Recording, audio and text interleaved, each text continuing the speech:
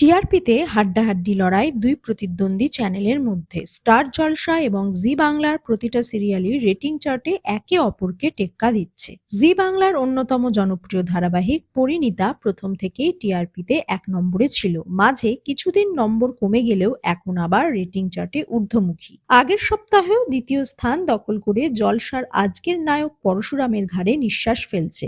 এবার গল্পে আসছে নতুন টুইস্ট। ইতিমধ্যেই দেখানো হয়েছে বসুবাড়িতে বিয়ের তোড়জোড় আরম্ভ হয়েছে। রায়ান এবং পারুলের একমাত্র পিসি পৌশালীর বিয়ে, আশীর্বাদের আয়োজন চলছে। পৌশালীর জন্য শাড়ি গয়না কেনা হয়েছে, সেখানেই যত বিপত্তি। শিরিনের পাঠানো লোক পৌশালীর বেশি বয়সে বিয়ে করা নিয়ে অপমান করে তাকে। পৌশালীও বিয়েতে আপত্তি জানায়। পারুল শিরিনের অভিসন্ধি বুঝতে পেরে সবকিছু সামলে নেয়। পৌশালীও রাজি হয়। বাড়িতে আবার বিয়ের সানাই বাজে। এদিকে রায়ানও আশীর্বাদের আগে কিডন্যাপ করে অনিরুদ্ধকে, কারণ সে সন্দেহ করে পারুলকে বিয়ে করতে চায় অনিরুদ্ধ। তাকে বন্দি করে। দুপুর 2টোর মধ্যে আশীর্বাদ না হলে বিয়েতে বাধা পড়বে, কোনোদিন বিয়ে হবে না তাদের। পারুল বুঝতে পারে রায়ানি ষড়যন্ত্র করেছে, সে খুঁজতে যায়। খলনায়িকাও পরিকল্পনা করে, দরজার গায়ে টাইম বোম বেঁধে দেয় যাতে পারুল দরজা খুললেই বোম ফেটে যায়। তাহলে কি মৃত্যু হবে গল্পের নায়িকার? বন্ধ হয়ে যাবে বিবাহ অনুষ্ঠান? কিভাবে এগোবে কাহিনী? পরিণীতার আগামী পর্বগুলোতে থাকছে টান টান উত্তেজনা। নায়িকার মৃত্যু হবে নাকি খলনায়িকা